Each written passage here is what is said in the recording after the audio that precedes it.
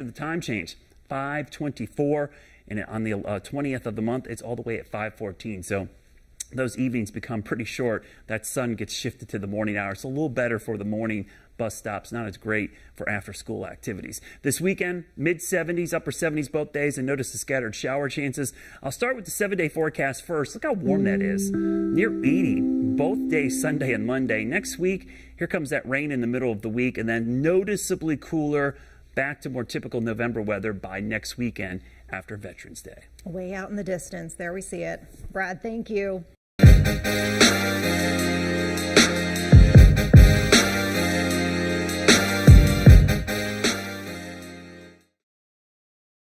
First at 4:30, some new hope on the health front today as RSV cases continue to surge. The European Commission authorizing the world's first one-dose drug to protect kids from RSV. The new drug is meant for newborns and infants who might be the most vulnerable.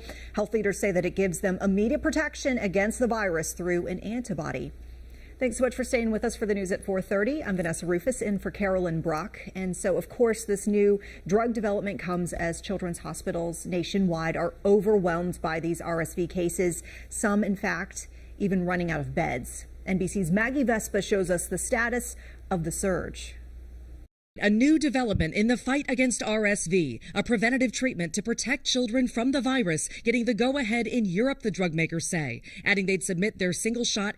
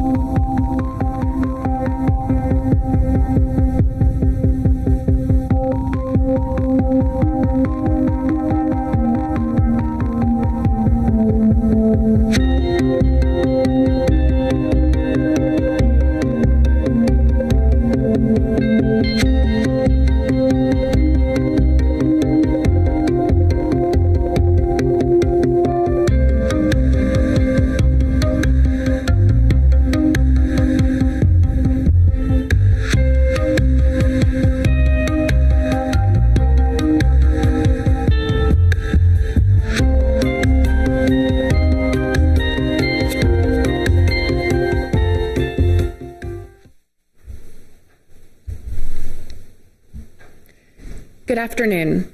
I'm Laura Bleacher from NASA's Office of Communications. Thank you for joining us for today's pre-launch news conference for Northrop Grumman's 18th Commercial Resupply Services mission to the International Space Station. The Antares rocket with the Cygnus spacecraft atop is targeted for liftoff tomorrow, Sunday, November 6th, from the Mid-Atlantic Regional Spaceport's Pad A at NASA's Wallops Flight Facility on Wallops Island. A 5-minute launch window will open at 5:50 a.m. Eastern Standard Time. Northrop Grumman is scheduled to deliver more than 8,200 pounds of cargo to the orbiting laboratory, including critical supplies to directly support dozens of the more than 250 science and research investigations that will occur during Expedition 68. Here to talk with us about the mission and tomorrow's launch are Joel Montalbano, International Space Station Program Manager. Heidi Paris, Associate Program Scientist for the International Space Station. Steve Krein, Vice President, Civil and Commercial Space, Northrop Grumman. Kurt Eberly, Director, Space Launch Programs, Northrop Grumman. Ted Mercer, CEO and Executive Director, Virginia Commercial Spaceflight Authority. And Jeff Reddish, Wallops Range Chief. Our speakers will each provide opening remarks, then we'll move to questions from reporters in the room, on the phone, and via hashtag AskNASA on social media. To enter the question queue on the phone, please use *1. To start, we'll hear from Joel Montalbano, International Space Station Program Manager. Joel? Hey, thank you, Laura. It is great to be back here. You know, it's been 2.5 years since we've had a Northrop Grumman Cygnus discussion here in this room. So to see your smiling faces and then to do it on the eve of a launch is especially more exciting. So thank you guys for being here. We're excited, just like you are, to have another mission to the International Space Station. Yesterday, we completed the Launch Readiness Review. The Launch Readiness Review is the final management meeting where we review all the items ready for launch. You can tell by the fact that we lasted on about an hour and a half or so, but all the work that was done to get us ready for this mission, it was clear that the teams are ready. At the end of the meeting, the team pulled go, and we're preparing for the launch tomorrow morning. Speaking about launch tomorrow morning, so to give you some times, 5:50 Eastern time. So that's after the time change. So don't forget the time change, 5:50 Eastern. About 48 hours later, we'll have a capture of the vehicle by astronaut Nicole Mann. So 48 hours early Monday morning. And we'll have to do the berthing activities, some leak checks, and we expect to get the hatch open just after 1 p.m. Eastern on Tuesday. This vehicle will be carrying approximately 8,200 pounds of hardware, including the support structure for the third set of new solar arrays that we're augmenting on board the International Space Station, a number of utilization and research hardware items that Heidi will talk to you about, some technology demonstration hardware that we need for exploration, as well as some low Earth orbit commercialization hardware. As I said, Nicole will be primed for capture. Josh will be her backup. Looking forward after this, we have a spacewalk. We have 3 spacewalks, 3 U.S. spacewalks remaining for the end of the year. The first of those 3 will be November 15th with Josh and Frank going outside. And Monday at 2 p.m., is that Eastern? I believe we'll have the press brief for those EVAs. This vehicle will stay berthed for approximately 3 months. So we're looking at early January where we go ahead and release that vehicle. As far as the preparations, the team's ready to go. I want to give a huge thanks to the Northrop Grumman team, the Virginia Space team, the Wallops team, and the ISS team, the international partners. We are ready for this mission. We're excited to have this mission. And with that, I'll hand it over to Heidi. All right. Thanks, Joel. And thank you, everybody, for being here today. I get the privilege of talking with you just a little bit about our research program on board the International Space Station, and especially some of the research that's launching on the NG-18 vehicle this weekend. So this is a very exciting time for research on board the International Space Station. You know, every new vehicle that launches is bringing up not only new research, but also additional capabilities that help us expand both the variety and the depth of research that we're able to support on board the space station. You know, and our research team, our research community is really taking advantage of those opportunities in order to study their science in a new way, a way they can only study in an orbiting laboratory like the International Space Station.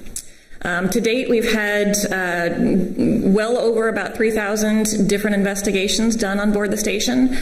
Each of those investigations is teaching us something about how to improve our lives on Earth, as well as how to not only survive, but to thrive as we continue to explore further into space. And it's exciting to realize that each of these new investigations that comes up brings with it the possibility of discoveries that can impact our lives in big ways. One of the very recent unexpected discoveries we had on board the International Space Station was with the EMIT investigation. So the primary goal of this investigation is to map the composition of the Earth's mineral dust sources. But in the very few months that it's been taking data, this research team has realized that in addition to its primary goal, it can also be used to detect super emitters of methane, which is a very potent greenhouse gas.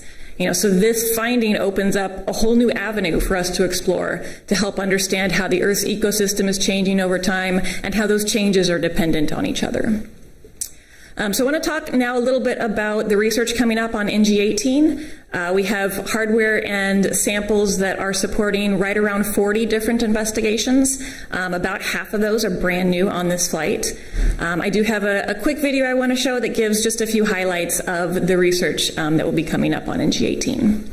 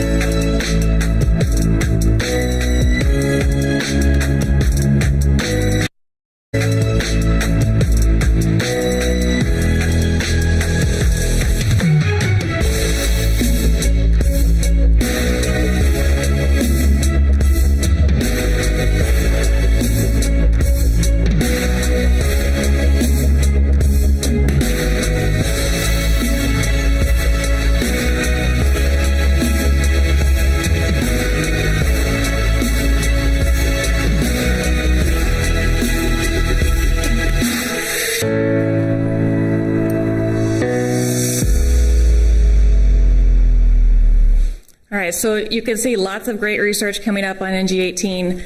As I was looking over the whole complement of research on this flight, a couple of things jumped out at me.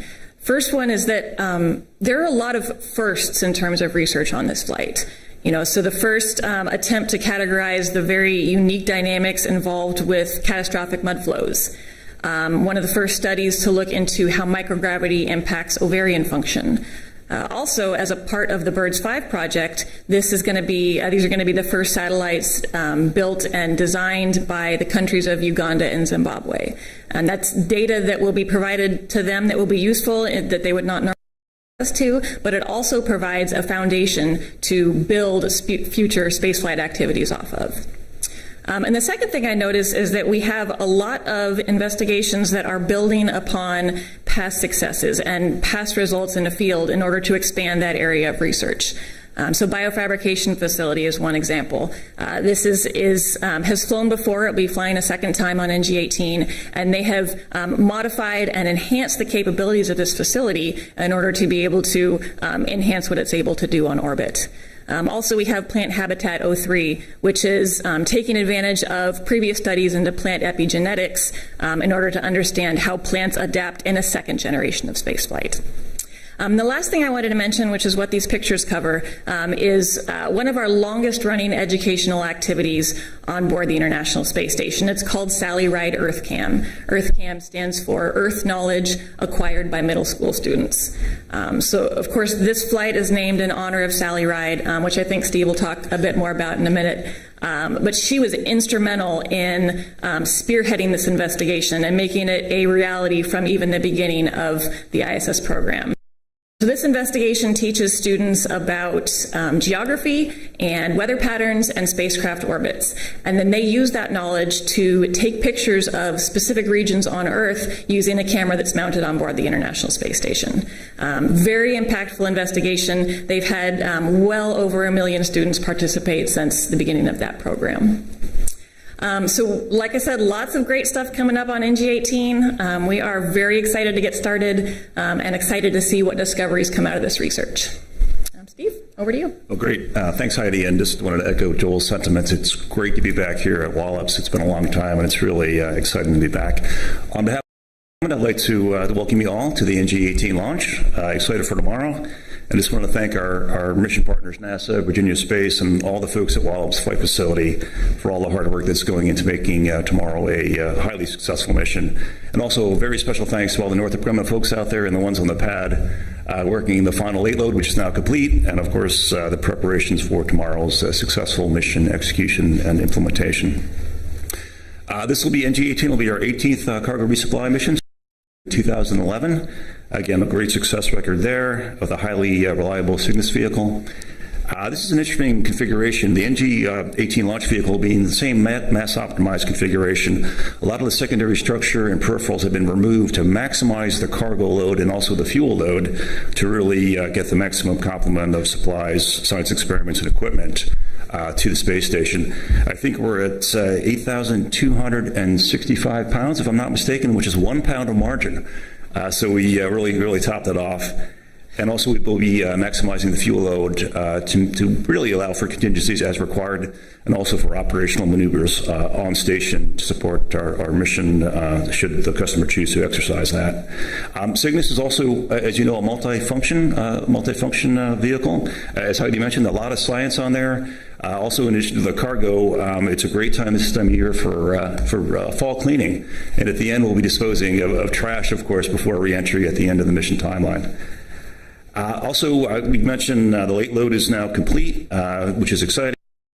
And this late load capability is really instrumental in getting time-sensitive materials to station, and also in providing astronauts perishable foods such as fresh fruit, and the special treat on this mission, popsicles, which is exciting. Hopefully it's a rainbow assortment so everyone gets their favorite flavor, but we'll leave that to the folks. Kurt's going to speak here just momentarily, but we're just incredibly proud of the work that's gone in from Northrop Grumman to get where we are today. And I'll just give a quick view. I know Joel touched on it before, but the mission timeline should be really straightforward this time. Liftoff will give us a perfect insertion, of course, from Antares. About 9 minutes after liftoff, we'll separate. We'll do some comm acquisitions and some burns to make sure the orbit's correct. And then really the big milestone will be about 3 hours after launch. We'll be deploying the solar arrays, multi-stage deployment. It'll take about half an hour. Then we'll have full power in the vehicle. Do some burns to get to the 4-kilometer point below the station. The following day, we'll do additional burns to get to the 30-meter acquisition point, as Joel mentioned. Do the robotic arm grapple, berthing operations, and ingress as shortly as we can thereafter. So that'll really finish the initial phase of the mission. Then on to unload, trash load, and also disposals we talked about. As Heidi mentioned, we are just incredibly excited. It's a tradition at Northrop to name each mission after someone that's really made a huge contribution to human spaceflight and exploration. And this mission will be named after Dr. Sally Ride, as you all heard. Sally was really a true space pioneer and also a tireless advocate for improving STEM literacy for children, especially young girls. I'm just going to give a quick overview. She had such a storied career, but I'll just hit some highlights. In 1978, Dr. Ride became one of 38 astronaut candidates selected from more than 8,000 folks to join NASA astronaut cadre number 8. She served as the first female Capcom, the astronaut that talks to the astronauts' orbit in their spacecraft, another first for her again. In 1983, she flew on SDS-7, the Space Shuttle Challenger's second mission, and then she flew in 1984 on the SDS-41G mission. After retirement, Dr. Ride and her partner Tam O'Shaughnessy founded the Sally Ride Science Foundation, a nonprofit aimed at improving STEM literacy for children. And she's really been an inspiration for millions. And I'll just share a quick story. When we announced the naming, I actually was in the room with Joel down at Johnson Space Center. And there were a number of senior female engineers, deputy program manager, other folks in the room. And to see their faces when we announced it, number one. And then they shared stories about when they were growing up that they had posters of Dr. Ride in their bedrooms as an inspiration. So just to see how that resonated with the team, number one, and to show the enormous amount of respect at the professional level and all the people she inspired is really a great testament to her legacy. And of course, finally, Dr. Ride was posthumously the recipient of the Presidential Medal of Freedom in 2013, and she is just a true American hero, and we couldn't be prouder to name this mission after her. I've got one final note before we go to the video, kind of a heartwarming public interest story. There's a elementary school in South Los Angeles, the Sally Ride Elementary School, which was unanimously named via vote in the community. And they have given us a flag, which I think was up on the screen just a moment ago. And a certificate with the flag was signed by 402 of the students and staff. And although we were really tight on the mass load, as I mentioned before, we were able to get the flag on the vehicle, and it will be going up and then returning shortly thereafter. So we are incredibly excited to make that happen for the team. And I'd like to just give a shout out to the students at Sally Ride Elementary School, known as the Mighty Astronauts, by the way, which is pretty neat. And have them reach for the stars. And again, their accomplishments will just be an additional contribution to Sally's legacy as they progress through their careers. So again, we are incredibly proud of Northrop Grumman for this launch, and I'd like to maybe turn your attention to a quick video of how we're going to execute this successfully tomorrow morning at ODARC 100. Northrop Grumman is go. Copy, and we are going to proceed with final countdown. 5, 4, 3, 2, 1. We have ignition. We have ignition start. We have liftoff. Go Antares, go Cygnus.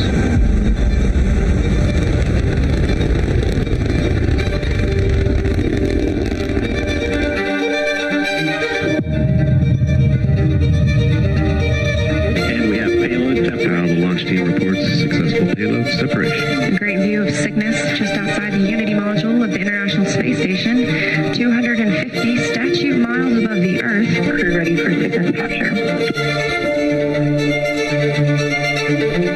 Yeah, congratulations. Well done, everyone.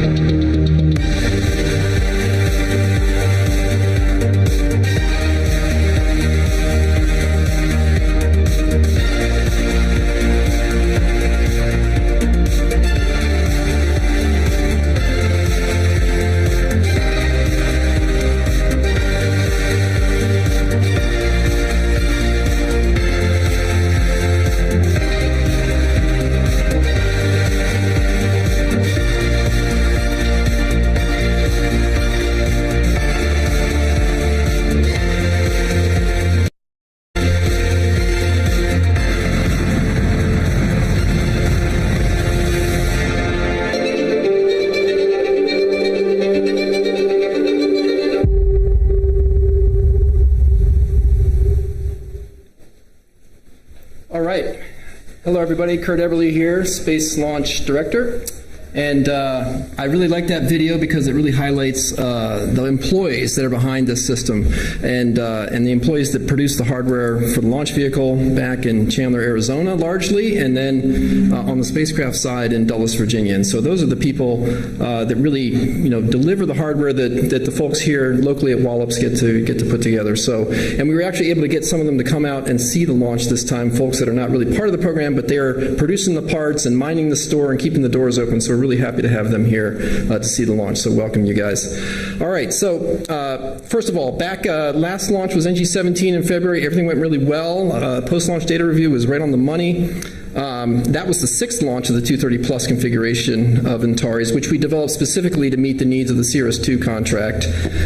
And so what are those needs? We offered some upgrades for 230 Plus. The first was more mass to orbit, so we upsized the ability to carry cargo. The second was the 24-hour final cargo load, which happened just this morning. You saw the pictures of how we do that with the mobile clean room over the front of the rocket while it's down horizontal. So that's really key for NASA to be able to load a lot of cargo into Cygnus right there 24 hours before liftoff. The final thing is cargo mass flexibility. So let's say an experiment doesn't go well or something has to be pulled off. They can do that at the 24-hour mark, and then we just we update the amount of mass on board, and then our guidance is able to adapt to that and get us to the right location anyway. So for NG-18, we've also made some improvements, and we've increased the mass to orbit by 70 kilograms from 8,050 to 8,120, which has allowed us to carry a little more cargo, about 20 kilograms more cargo for NASA. And obviously, they're taking full advantage of that by making us completely full here. That's great. And so this will be the 7th launch of the 230 Plus configuration on CRS-2. It's been a really smooth integration flow so far, and things are going really well. Beautiful weather. Thank you for that, Jeff. And so I would like to thank our Virginia space partners who manage the spaceport. It's not easy to keep a complicated facility working right next to a salt ocean, and to Jeff and his range team for providing the range support that we rely on for these launches. So just a quick recap of the last week. On Tuesday, we had the dress rehearsal where we tortured the launch team with green cards and off-nominal situations just to make sure they can work through it. On Wednesday, we rolled the vehicle out to the pad and we went vertical. The next day, on Thursday, we do our combined systems test. We turn on all the systems and make sure everything's working well and all the communication links back to the range are good. After that, we went back down horizontal Thursday night, and really Friday was a margin day in case we had weather or other issues. And so that brought us to this morning where the late load was, or the final load was at 5:50 a.m.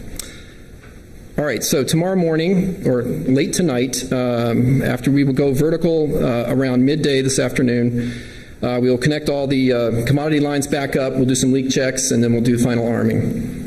Our teams will report on console 5.5 hours before L0, and L0 is 5:50 a.m. and 16 seconds. That's the open of a 5-minute window. Target the opening of the window. Now, we will start the countdown on daylight savings time, and we will launch on standard time. And so my team has been wondering what time do I need to wake up and get to. So we've ordered the launch team to actually sleep on console, so there's not going to be any confusion. So that's our solution. It's going to work really well. All right. Once we lift off, it's a quick 9 minutes to orbit, and then we'll separate Cygnus, and then Steve's teams take over. And with that, I'll turn it over to Ted Mercer from Virginia Space. Thank you very much, Kurt. But before I get into these comments, I got to ask a question. You can't just sit there and not participate. But I got to ask a question of you. Can you feel it? Can you feel it? Can you feel that excitement? Let me see the hands, the excitement that's exuding from this panel. Can you feel it?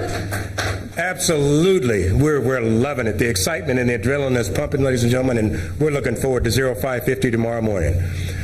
So you've heard in the comments earlier from my colleagues about the business end of this mission. You've heard about the rocket. You've heard about Cygnus. You've heard about the payload, the experiments, the science that's going to go up to the space station. That's all the business end of this. But how do you get it there? That's where we come in, right? You got to have a spaceport to get it there. And that's who we are. Where you can liken us to what you might imagine an airport, right? When airlines fly into an airport, That airport is there to support them getting in and getting out and getting you passengers where you need to go safely. That's what we do. Only we do it from the perspective of putting satellites in orbit and launching rockets. So that's who we are. We're only 2 spaceports that resupply the International Space Station. Only 2. It's us and the Cape. That's it. So I like to say that I know our astronaut brethren like the fact that we're here doing that, because when they run out of supplies, they can't run to the corner 7-Eleven and replenish. That's up to us to do it. Our partnership with Northrop Grumman, NASA, with our public-private partnerships are key to the success of this model for the Mid-Atlantic Regional Spaceport. We are a unique spaceport in that way. No other model in the United States out of the other 4 major spaceports, and all spaceports are not the same, out of the 4 major spaceports, that model is unique. But it's through that partnership that allows it to work and work so effectively. You've heard a lot about the importance of assured access to space for this nation, not just the Commonwealth, for this nation. We're critical to that. Remember that there are only 4 spaceports in the United States that can do vertical lift to orbit for tens of thousands of pounds. It's only 4. We guarantee assured access to space for the nation in what we do. We're also an economic engine. The partnerships that we provide, the additional capability that comes to launch from Mars brings with it business opportunities and economic growth for the region. That's what the Commonwealth wants us doing. So all of that combined is what allows us to support all of the business end that you've heard about already. I'll conclude with go NG-18, go Cygnus. Jeff, over to you. Well, I'm very excited. I think I'm almost finished with that. Well, welcome to Wallops. Welcome to this great afternoon. Kurt, I did put this reservation in for this week for this weather, so you're welcome. No problem. The weather is part of our range, so we certainly put these forecasts in and make that happen. But from a range standpoint, we are very ready to launch. We control all the systems, the tracking, the telemetry, and the command systems here at Wallops. We have a downrange base in Bermuda, so that's our downrange site. We've tested between Bermuda and Wallops. We tested between Bermuda, Wallops, and the vehicle. All testing went very well. Of course, you have a few hiccups here and there that you got to work out, and we've done that extremely well. We've tested multiple days over the last several weeks. We've been very busy on the range for months. When cargo came in, we support a very broad diversity of things that happen on the range for NG and Mars, and I'm very excited that we get this opportunity with Mars and Northrop Grumman to do that, to support our nation. And one trivia question I'll also add with what Tid was referring to was NASA, the only owned NASA space launch facility is Wallops. So that's a trivia question. I don't think many people know, but the only NASA-owned space facility is right here at Wallops. So we are we work with Ted and his group here with Mars and Northrop Grumman, and we just enjoy the work, and we're very excited to do it. So as I said, the range is ready. We've frozen configuration going into tomorrow or tonight into tomorrow. We're opening up our count. We come in early. We're opening up our count tonight around 10:30, 11 o'clock, and we'll be counting through the night. So all looks good for a great launch. We've put the reservations and confirmed reservations for all of our hazard areas. All our op areas are good to go. So about L-9:30 we open our count. NG gets on console about L-4:30, somewhere around there. So we put in multiple hours getting our range together so that we can support NG when they come on console and turn their vehicle on. All our support goes to them. So we come in very early to certify and ensure our systems are ready. Lastly, the weather. Let's look at the weather. This is the most exciting part. You can't get any better than this weather right now. The beautiful eastern shore of Virginia with the fall leaves, and we've got this Indian summer going on. I don't think the weather can get any better. But looking here, our weather office is right down the hall from me. So I go down to the weather office every day, and it's kind of a love-hate relationship because I want to go in and help them forecast, and they kick me out of the office pretty quickly. So today it's kind of ironic. I get to give the forecast, and they're not here. So anyway, can you put that slide back up, please?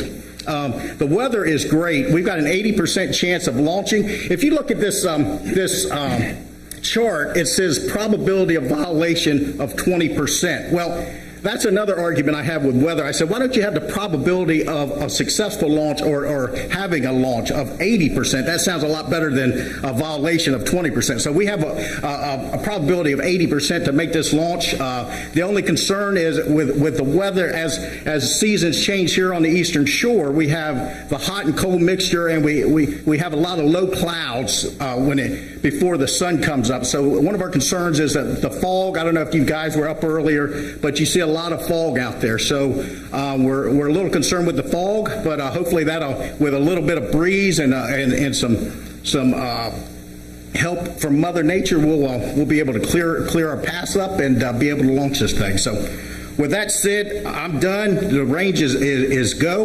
We're go Antares, go Cygnus. We're excited and ready for this launch. Thank you. Great, thank you all. Now we'll take your questions. For those of you in the room, please raise your hand to be handed a microphone. We'll also take questions from reporters on the phone and via hashtag AskNASA on social media. To enter into the question queue on the phone, please use *1.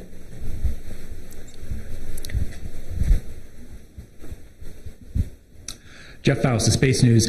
Two questions for Kurt. This is the first Antares launch since Russia's invasion of Ukraine. How has that affected the launch preparations for this mission? And two, you mentioned you've got a little extra payload performance, mass to orbit on this, I think you said 70 kilograms. What did you do to get that additional payload capacity? Yeah, thank you for that. Yeah, really, things have been unchanged. You know, we do all the work on on all the hardware, all of our techs here, and we had all the hardware here prior to the launch of NG-17 for NG-18 and NG-19 missions. So really, it's been unaffected. We've been in communication with our suppliers, and it's been situation normal for the processing.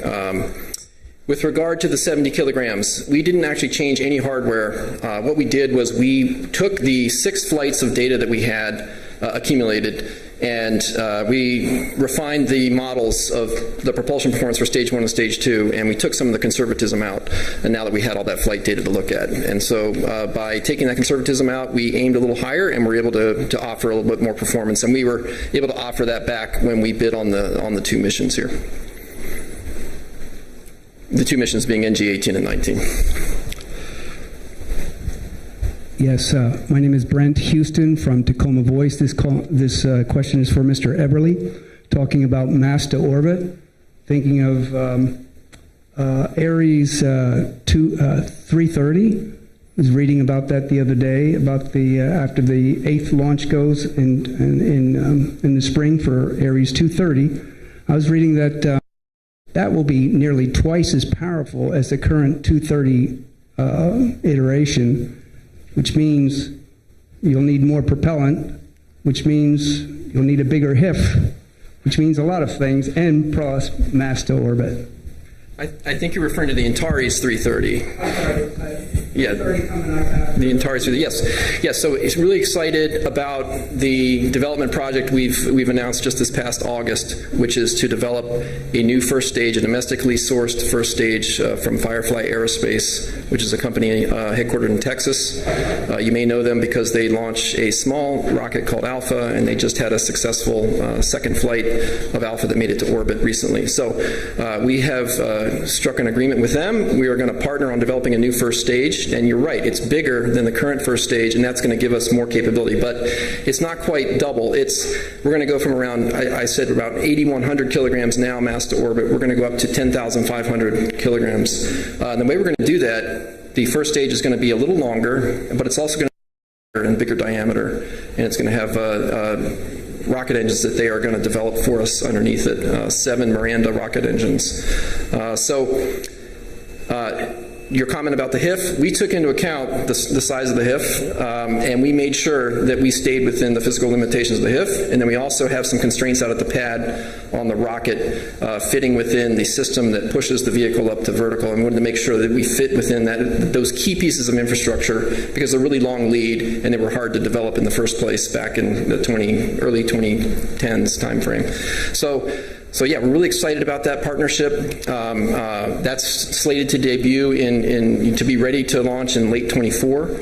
And that's the quickest way to get, so just replacing the first stage, we're going to continue to fly the same second stage fairing and avionics and so forth. And we think that's the quickest way to get launches back here to Virginia and start flying these CRS missions back here in Virginia with the follow-up,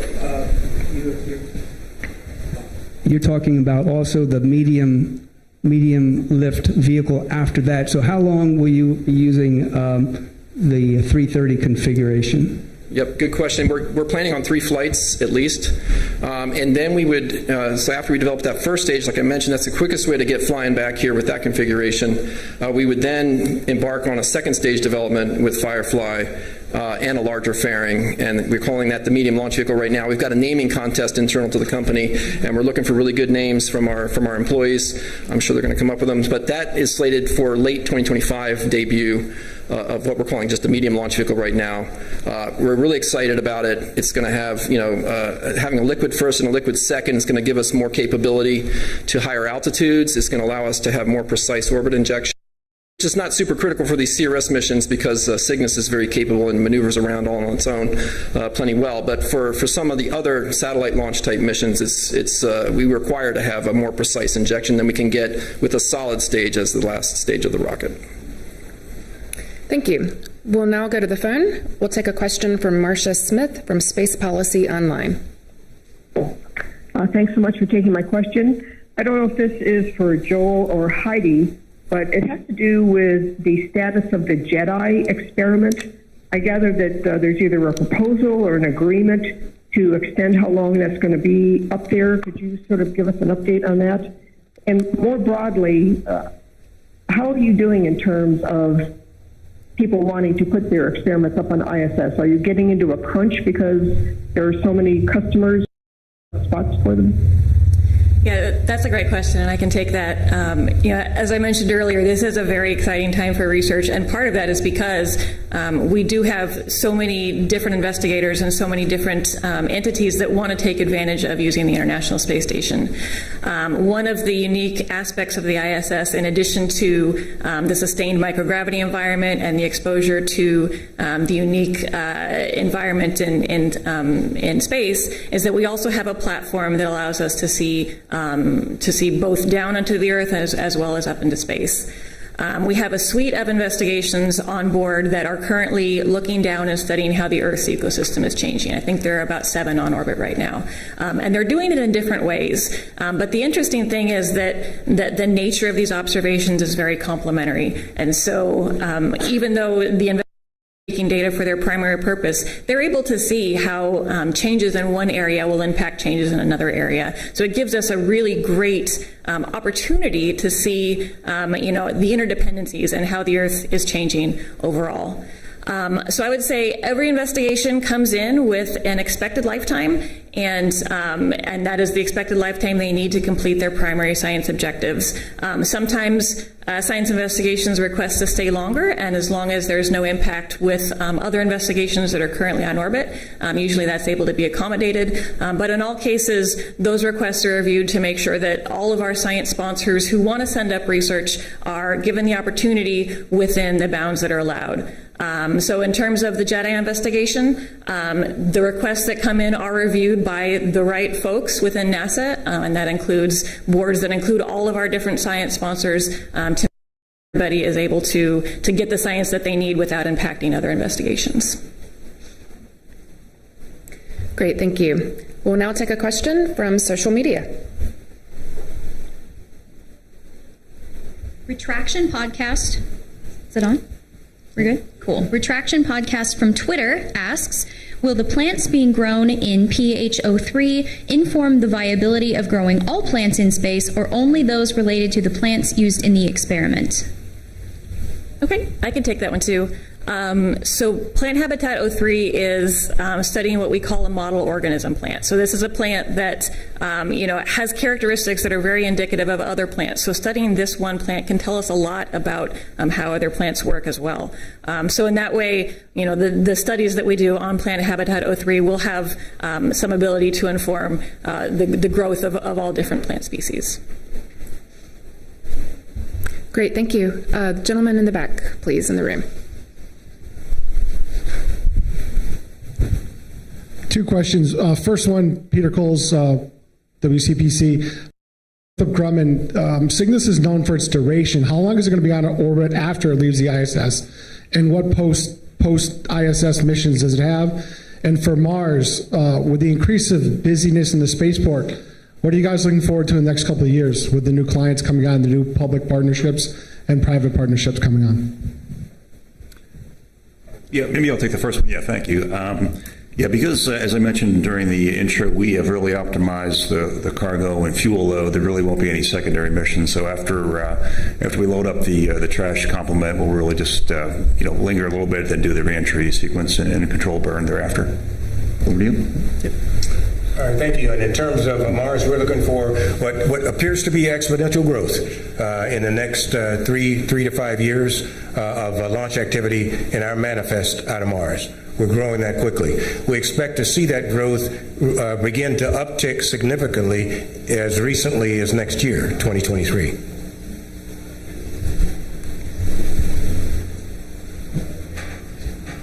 Alan Williams with ZOG 43. A couple of questions about the launch itself tomorrow. Assuming good visibility, do we have any idea whether or not the plume from the first stage is going to be visible at all as it's going downrange and starts being hit by the sun? And second, could we expect to have any kind of fluorescence from the solid propellants on the second stage? Yes, I think the timing is it could be really good for those kind of effects. Yes, and the solid rocket motor plume does have some aluminum particulate in it that can really reflect the light. So yeah, it could happen. Hopefully, we'll get some really great conditions tomorrow and see that kind of effect. Yep, we'll be right before sunrise. Thank you. We'll now take another question from social media. Steve Hammer from Facebook asks, will Cygnus be used to boost the orbit of the ISS? The answer is yes. Our plan is we have the capability for this vehicle, and so we'd like to use it to reboost like we did with the last Cygnus spacecraft. Our plan going forward to have is that capability on all the Cygnus spacecraft and complement the on-orbit partnership with reboost capability. Gentleman in the back, please.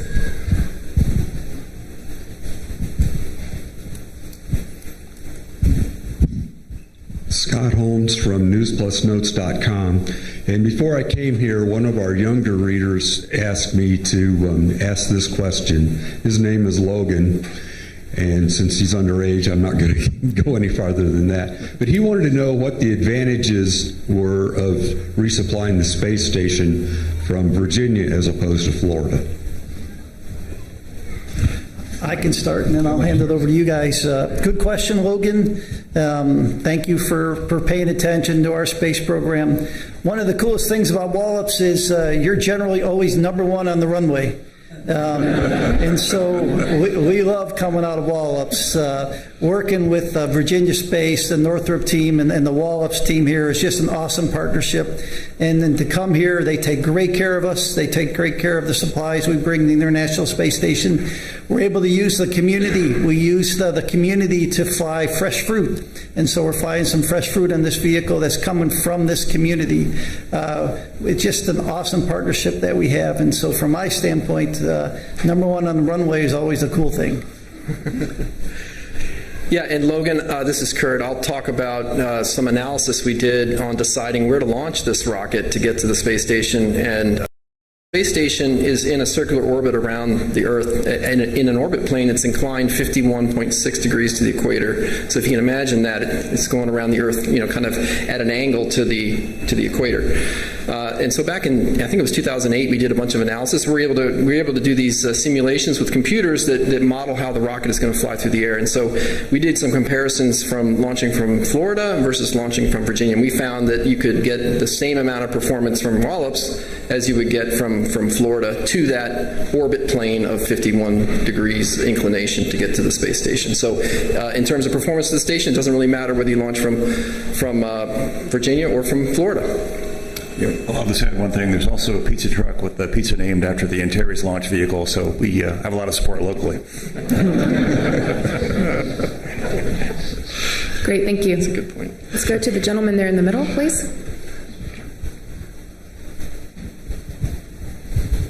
Yeah, yes, this is J.D. Taylor with USA in Space for Northrop Grumman. At some point in the future, are you all looking at trying to do reuse of rockets, such as what SpaceX does?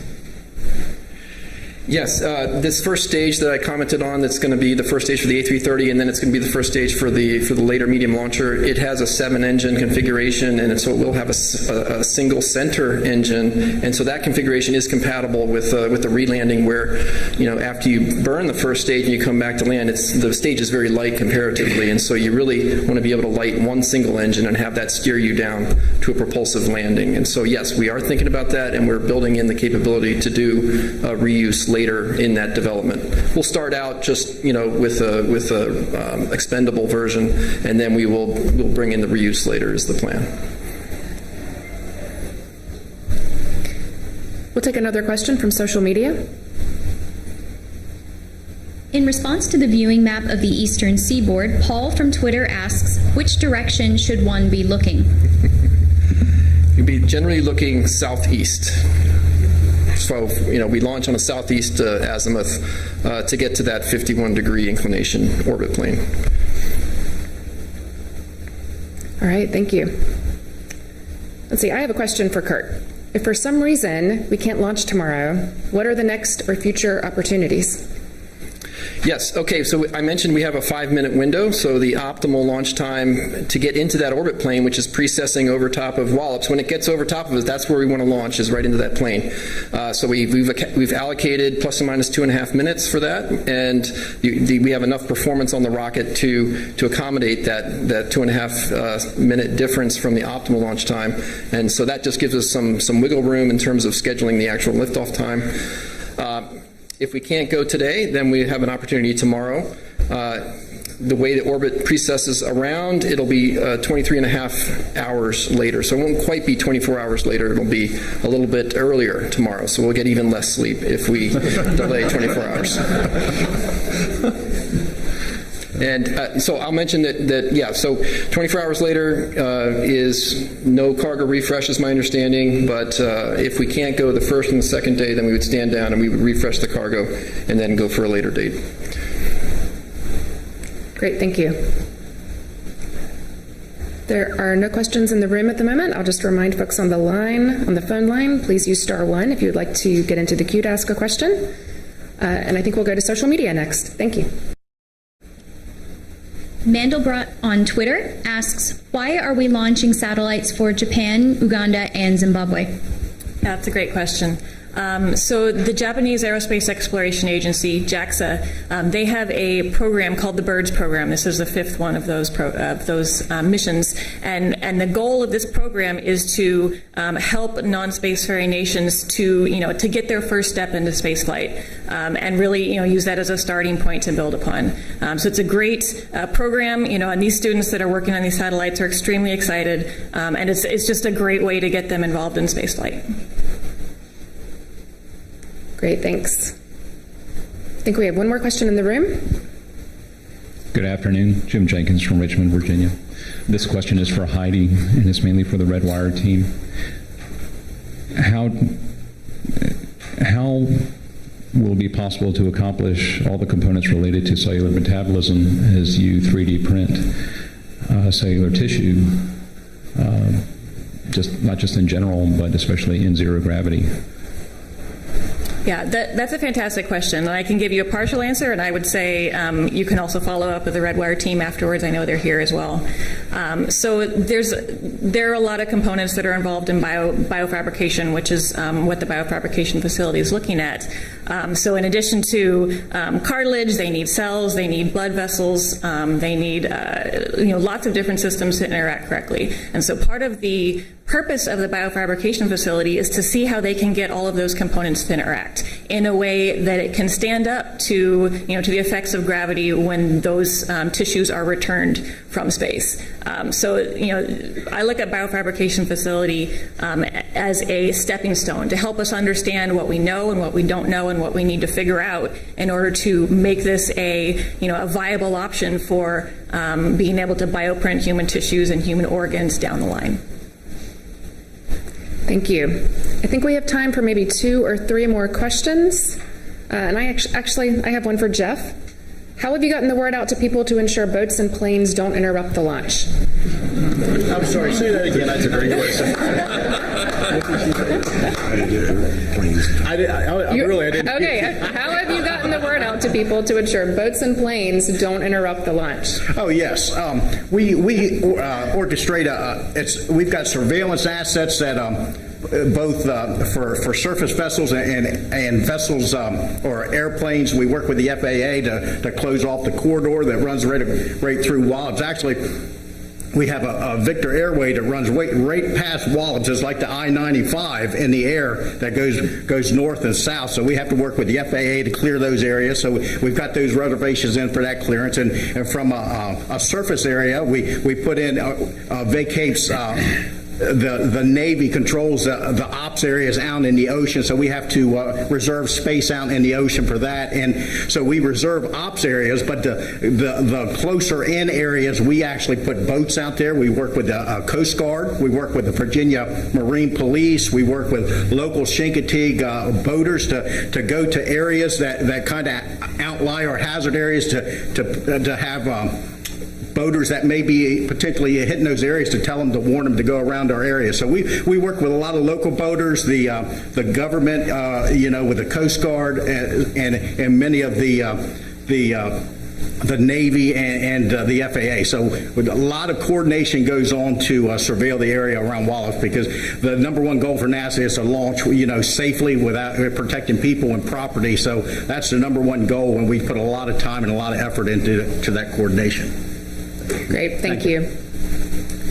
Let's see, we'll go to social media, and I think this will be our last question. Bob Fullerton from Facebook asks, are fog or winds a concern for tomorrow? Fog or winds? Oh, absolutely. Well, yeah. From the weather report, we are a little concerned with the fog in the morning. With the change in the seasons, we have a lot of low-lying clouds and a lot of fog. So, indeed, we are. We show an 80% chance of being able to launch. At 20% that we show as a potential violation is indeed the low clouds and the fog. So the wind, not a problem. We actually want the winds to come in to try to blow the fog out, but no winds are a concern. Great, thank you. And thank you once again to all of our panelists, Joel Montalbano, Heidi Paris, Steve Krein, Kurt Eberly, Ted Mercer, and Jeff Reddish, for taking time out of your busy pre-launch schedules to talk to us about this important mission. Thank you to the media and our viewers for your interest in this mission and the important science, research, and technology demonstrations that it will enable aboard the space station. NASA TV coverage begins tomorrow, Sunday, November 6th at 5:30 a.m. Eastern Standard Time for liftoff at 5:50 a.m.